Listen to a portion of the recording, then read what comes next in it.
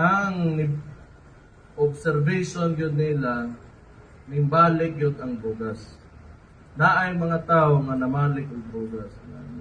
It's not because wala na to gibuhat atong trabaho, but we cannot simply close our borders dire aning Davao. Kaya kung napatay border control dire, okay raman.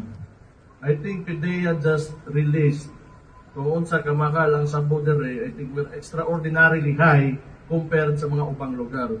So, everything is okay. Supply is scarce. Ang problema, ang kanang sabo, dali ra kay na itago, mupalit sila sa gawas, o asa man na nila kwaon, masuksok, masuod nila dire. So, anay. Problema ta diha. Davao man no?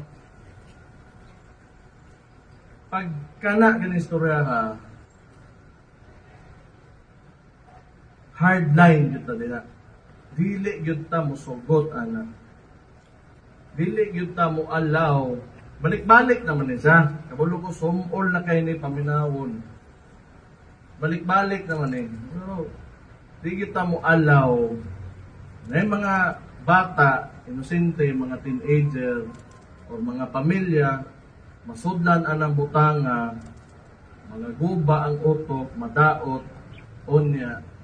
I hereby declare a campaign that this city is at war against drugs. Buot pasabot ana, pasinsahay ta.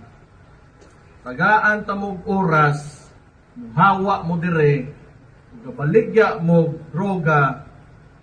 If you are selling drugs sa mga bata, sa mga breadwinner sa pamilya, o bisag kinsa pa diha, hawa na karon. Kay na pull-an nami, di mi gusto ingon ana dire.